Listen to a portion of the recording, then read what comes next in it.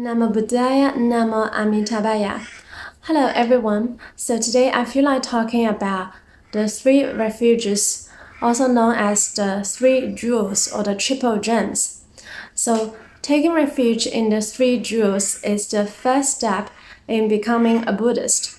And we also talked about before how Buddhism is not really a religion. Like the essence of Buddhism is not religion, rather it's a path for awakening. And it's like a school. So taking refuges is like registering yourself into the school if you want to learn about the path of awakening. So it's very important.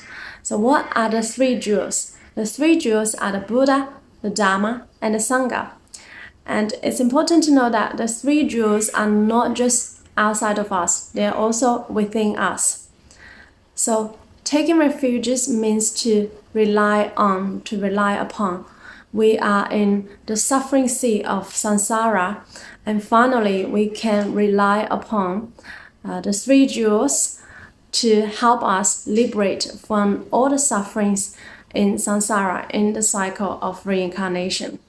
It's like we finally found the bright light that is in darkness, and we can finally take this boat, the boat of refuge, to go to the other shore, the shore of liberation, through relying upon the three jewels.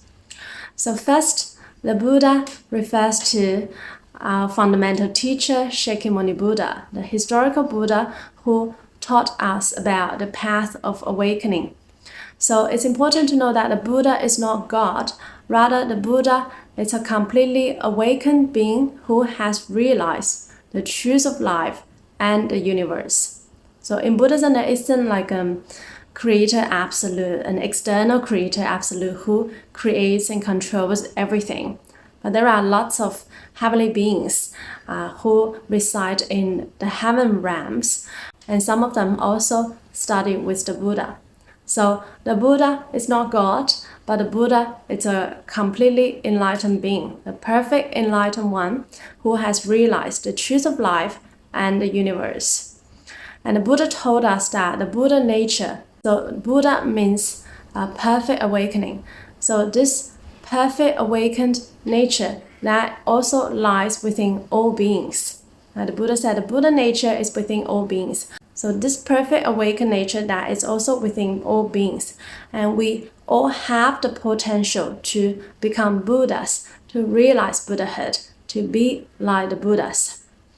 So the Buddha is also within us, which also means the Buddha nature that's within all beings. So for some people who are new to Pure Land Buddhism, they may be a bit confused about the difference between Shakyamuni Buddha and Amitabha Buddha. So Shakyamuni Buddha is the Buddha in this world, in our world, who told us about the existence of Amitabha Buddha and his Western Pure Land.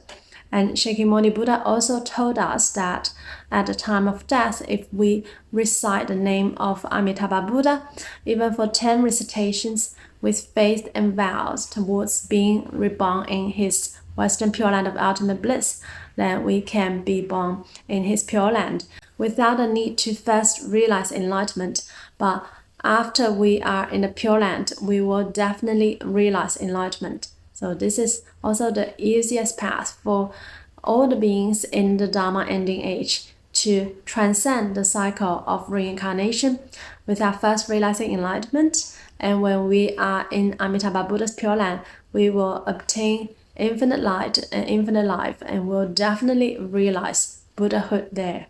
So do not be confused about these two different Buddhas. So secondly, the Dharma. The Dharma is the teaching of the Buddha, which is the right teaching that can help us to lead to awakening and to liberate us from all sufferings in life. So the Dharma refers to the right teaching and not the wrong teaching. If you practice the wrong teaching, the wrong practices, then you cannot liberate from all sufferings in life. And the Dharma is also within us. It also refers to the original wisdom.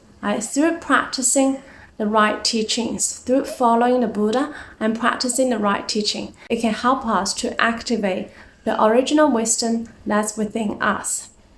And thirdly is the Sangha. So the Sangha refers to the monastic community which practices, upholds, and spreads the Dharma.